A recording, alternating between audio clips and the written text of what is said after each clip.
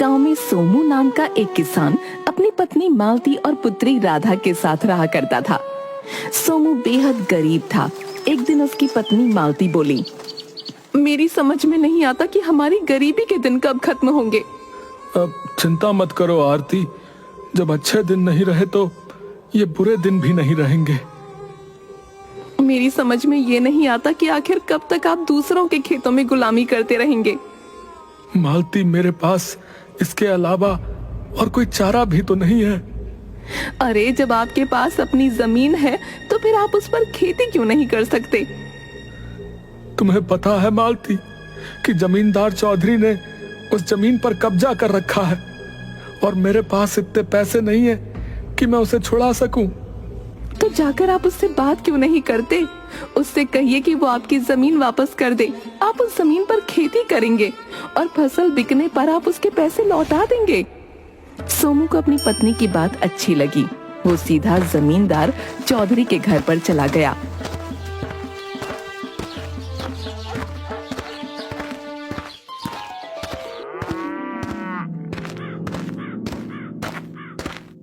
क्या बात है सोमू, क्या मेरे पैसों का इंतजाम हो गया है जो तुम मेरे घर पर आ गए?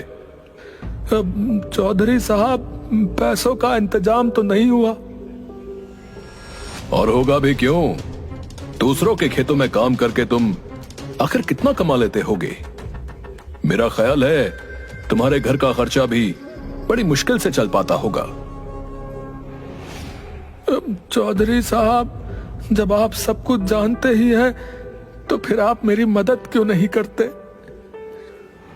तुम्हारी ही मदद की थी ना मैंने, तुम्हें पैसे देकर, मगर तुमने ब्याज चुकाना तो बहुत दूर की बात है।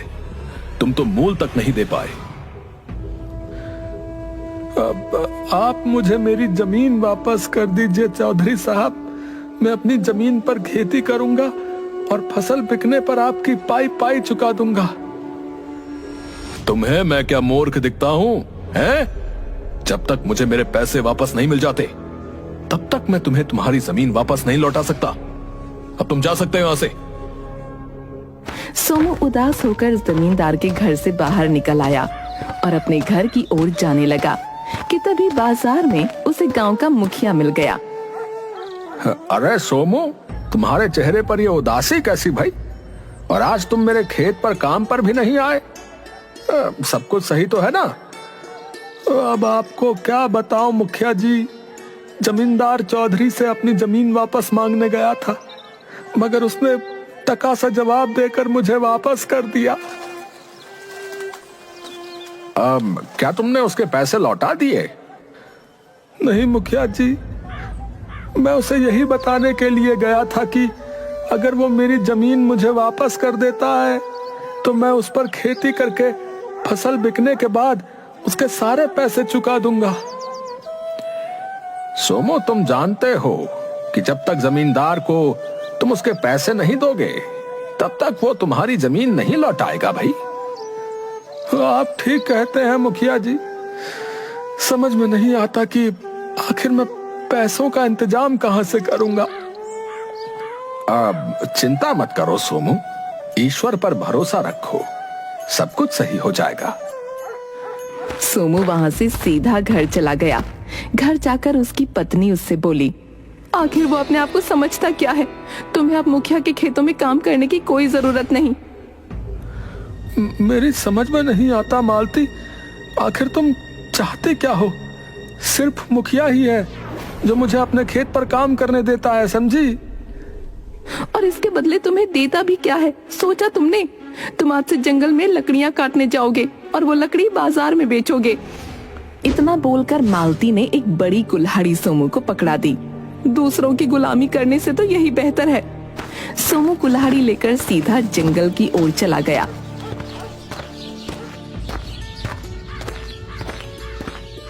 और एक सूखे पेड़ के पास जाकर लकड़ियां काटने लगा कि तभी उसके कानों में एक आवाज टकराई। इतने गुस्से में क्यों लकड़ियां तोड़ रहे हो? क्या पूरा पेड़ उखाड़ने का इरादा है? आवाज सुनकर सोमू पूरी तरह से चौंक गया और इधर उधर देखने लगा। तभी उसके कानों में फिर से आवाज टकराई। अरे इधर उधर क्या देख रहे हो? जरा अपने सामने पेड़ के ऊपर देखो, मैं हूँ। सोमू ने जैसे ही पेड़ के ऊपर देखा तो उसे एक सुंदर रंग बिरंगी बड़ी सी चिड़िया नजर आई। सोमू हैरत से उस चिड़िया की ओर देखकर बोला, तुम तो इंसानी भाषा में बात कर रही हो, ये कैसे संभव हो सकता है? संभव हो सकता है, बिल्कुल संभव हो सकता है, क्योंकि मैं एक जादुई चिड़िया हूँ। मैं इस जंगल में पहले भी आता जाता रहा हूँ, लेकिन मैंने तो इस तरह की जादुई चिड़िया इस जंगल में कभी नहीं देखी। मैं इस जंगल की नहीं, बल्कि यहाँ से बहुत दूर के जंगल की हूँ, जहाँ पर इंसान नहीं आते जाते। तो फिर तुम यहाँ क्या कर रही हो? मैं अपने झुंड के साथ उड़ती हुई यहाँ से निकल रही थी और आराम करने के लिए इस पेड़ पर कुछ देर के लिए बैठ गई। मुझे नींद आ गई और मेरा झुंड मुझे छोड़कर चला गया। तो इसका मतलब तुम अकेली रह गई? चिंता मत करो, वो मुझे ढूंढने के लिए वापस जरूर आएंगे। तब तक तुम क्या करोगी? तुम मुझसे दोस्ती कर लो और मुझे अपने घर ले चलो। तुम मेरा ख्याल रखो, बदले में मैं तुम्हारा ख्याल रखूंगी। और वो कैसे? पहले मुझे अपने घर तो ले चलो। इतना कहकर भी चिड़िया उड़ते हुए सोमू के कंधे पर बैठ गई। सोमू उस चिड़िया को लेकर सीधे अपने घर चला गया।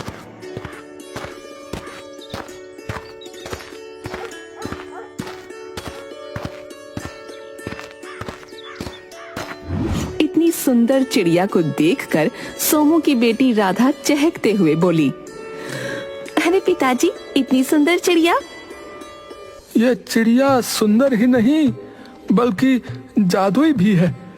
पता है राधा, ये बोलती भी है। ये कैसी बातें कर रहे हो तुम भला? चिड़िया इंसानी आवाज में कैसे बोल सकती है? तभी वो चिड़िया मालती के सामने बोल पड़ी। क्यों नहीं बोल सकती? जादुई चिड़िया सब कुछ कर सकती है। राधा और मालती बुरी तरह से हैरत में पड़ गईं और उसे गौर से देखने लगीं। मुझे इतने गौर से मत देखो, क्या मुझे नजर लगाने का इरादा है? नहीं नहीं, ऐसी कोई बात नहीं। तुम्हारे चेहरे पर उदासी क्यों है? जब से यहाँ आई हूँ तब से सबके चेहरे पर उदासी ही देख रही हूँ। अब तुम्हें क्या बताऊं जादुई चिड़िया, जो लोग गरीब होते हैं और जिनके पास धन नहीं होता, वो लोग उदास ही होते हैं। तो चिंता क्यों करती हो? तुम्हारी गरीबी दूर करने का हल है मेरे पास। जादुई चिड़िया की बात सुनकर सोमू बुरी तरह से चौंक पड़ा। क्या तुम वास्तव में हमारी गरीबी दूर कर सकती हो? तुमसे कहा तो है, मैं एक जादुई चिड़िया हूँ। तुम हमारी कैसे मदद कर सकती हो? मैं तुम्हें उस जगह का पता बता सकती हूँ जहाँ पर बहुत ढेर सारा धन गड़ा हुआ है। तो फिर देर किस बात की है जादुई चिड़िया? मुझे जल्दी से बताओ। तुम्हारे खेत में जो बहुत पुराना पीपल का पेड़ है, उस पेड़ के नीचे पुराने जमाने का प्राचीन खजाना गड़ा है। तुम रात के समय वहाँ जाकर उसे खोद कर निकाल लेना।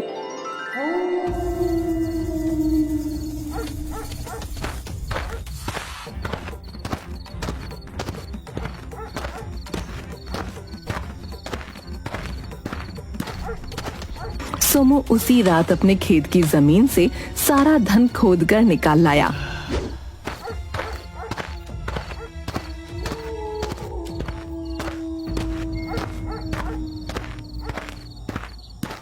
इतना ढेर सारा धन देखकर मालती की आंखों में एक अजीब सी चमक आ गई। इतना सारा धन तो मैंने अपने जीवन में कभी नहीं देखा। अब हमारे दुख के दिन समाप्त हो गए आरती। तभी वो जादुई चिड़िया सोमू के कंधे पर बैठकर बोली, अब तुम इस धन से अपनी गरीबी दूर कर सकते हो। कुछ ही दिनों में सोमू बहुत ज्यादा अमीर हो गया और जमींदार चौधरी के पास जाकर बोला,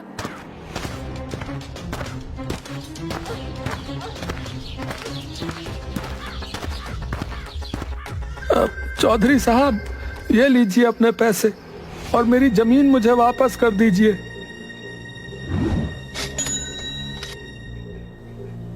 अरे सोमू, अरे भाई तुम खड़े क्यों हो? बैठो ना, मैं तुम्हारे लिए चाय बनवाता हूँ। चौधरी की बात सुनकर सोमू बुरी तरह से चौंक पड़ा। चौधरी साहब, आप मुझे अपने बराबर में बिठाएंगे? सोमू, अपनी बराबरी में बराबर वालों को ही बैठाया जाता है। अब तुम हमारी बराबरी के हो चुके हो। मैंने देखा तुम्हारा घर मुझसे भी अधिक सुंदर बन चुका है। इतना बोलकर चौधरी ने सोमू की जमीन के कागज लौटाते हुए कहा। सोमू, जब आदमी बहुत धनवान बन जाता है तब उसके अंदर शासन करने की भी इच्छा होती है। एक दिन ये इच्छा तुम्हें भी होगी, इसलिए तुम अभी से इस बारे में विचार करना शुरू कर दो। सोमू खुशी खुशी अपनी जमीन के कागज लेकर अपने घर आकर अपनी पत्नी से बोला।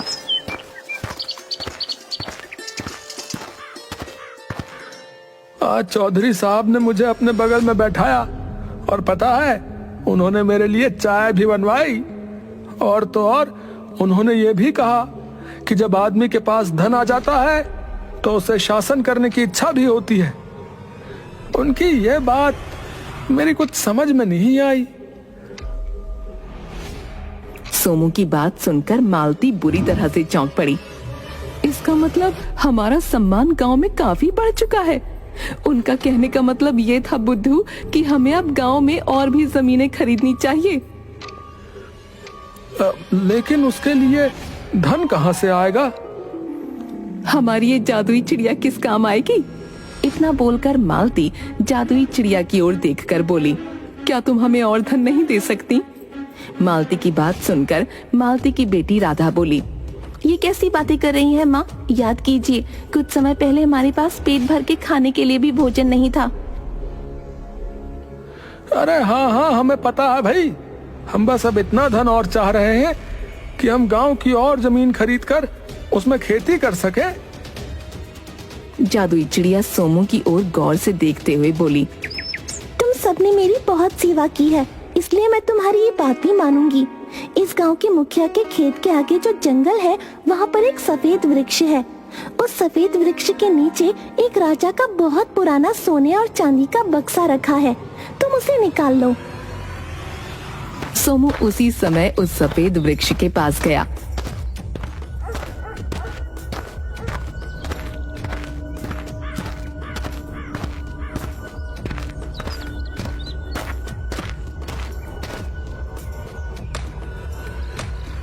और वो बक्सा निकाल कर घर ले आया।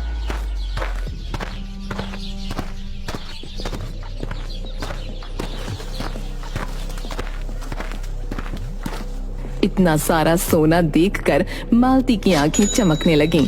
ये तो बहुत सारा सोना और चांदी है, इसे बेचकर तो हम पूरा गांव खरीद सकते हैं। हाँ मालती, और हम ऐसा ही करेंगे। हाँ। सोमू अगले दिन उस सारे सोने को शहर में बेच आया और उसने गांव के बहुत से लोगों की खेती मुंह मांगी कीमत पर और जबरदस्ती खरीदने लगा। एक दिन सोमू मुखिया के पास जाकर बोला, मैं तुम्हारी जो है जमीन खरीदना चाहता हूँ मुखिया। अब सोमू, मैं जानता हूँ तुम बहुत धनवान हो चुके हो, लेकिन ये जमीन मेरे पुरखों की है भाई, मैं इसे नहीं बेच सकता। मैं तुम्हारी जमीन की मुंह मांगी कीमत दे सकता हूँ। अब मैं तब भी नहीं बेचूंगा भाई। मुखिया की बात सुनकर सोमू को अब क्रोध आने लगा। तभी वहाँ पर चौधरी आ गया और सोमू की ओर देखकर बोला, सोमू, जब सीधी उंगली से घी नहीं निकलता तब उंगली टेढ़ी करनी चाहिए। मैं आपकी बात का मतलब नहीं समझा।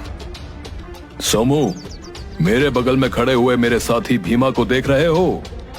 तुम्हें भी अब अपने ऐसे ही लंबे चौड़े जवानों की फौज इकट्ठी कर लेनी चाहिए, तुम्हारे काम आएगी।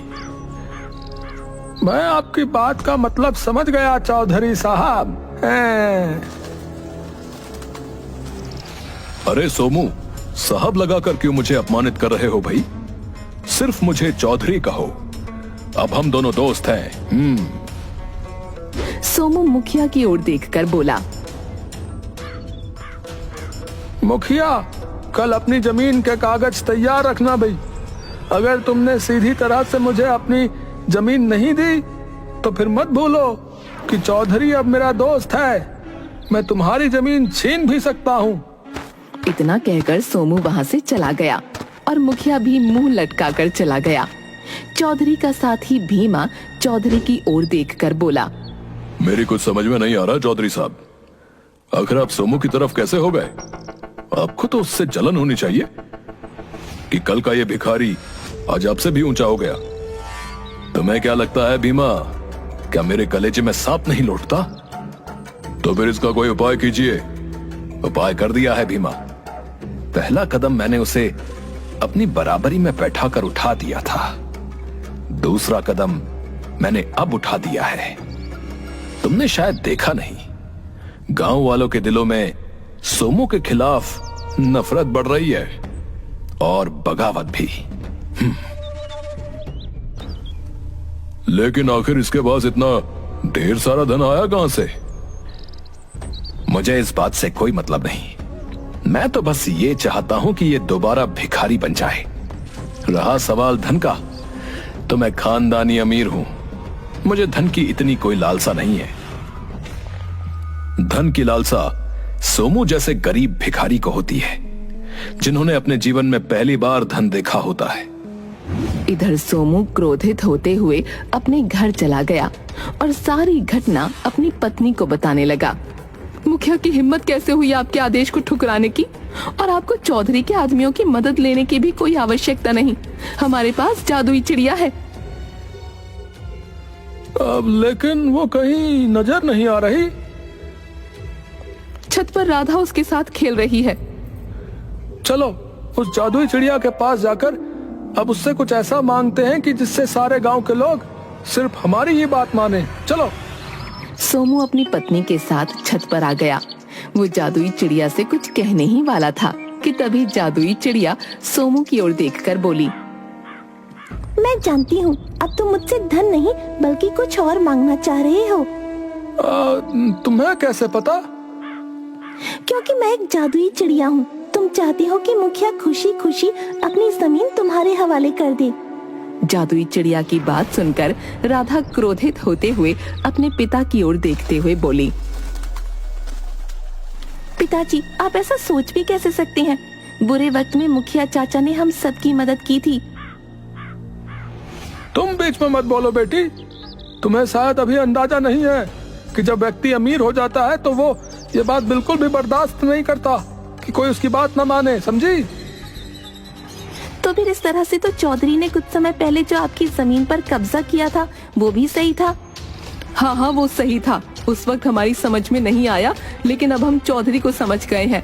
और मत भूलो राधा, अब चौधरी तुम्हारे पिताजी का दोस्त है। चौधरी आपका दोस्त नहीं बल्कि आपका दुश्मन है। उसने आपके दिमाग में लालच का बीज कब बो दिया आपको भी पता नहीं चला पिताजी। और सच तो ये है कि आप दोनों दौलत को देखकर लालच में अंधे हो चुके हो। शायद इसीलिए आप दोनों को भगवान ने गरीब बनाया था। राधा ने इतना कहा ही था कि तभी रंग बिरंगी चिड़ियों का झुंड उड़ता हुआ छत की ओर मंडराने लगा। जादुई चिड़िया राधा की ओर देखकर बोली, मेरे साथी मुझे लेने के लिए आ चुके हैं राधा। अब मैं कोई आखिरी इच्छा ही पूरी कर सकती हूँ। अब तक मैंने तुम्हारे माता पिता की इच्छाओं को पूरा किया। मैं चाहती हूँ कि अब तुम कोई इच्छा करो जिसे मैं पूरा करूँ। मैं चाहती हूँ कि हम सब फिर से गरीब हो जाएं। हमारे पास बस इतना धन और इतनी जमीन हो कि जिस पर मेहनत से खेती करके 2 वक्त की रोटी कमाई जा सके। और मैं ये भी चाहती हूँ कि चौधरी जैसे अत्याचारी और बहकाने वाले व्यक्ति गरीब हो जाएं, ताकि वो फिर से किसी दूसरे के दिल में लालच पैदा न कर सकें। मुझे तुम पर गर्व है राधा, ऐसा ही होगा। इतना कहकर जादुई चिड़िया अपने झुंड के साथ वहां से उड़ती हुई चली गई। सोमू फिर से गरीब हो गया और चौधरी को कारोबार में बहुत नुकसान झेलना पड़ा। वो गांव छोड़कर चला गया।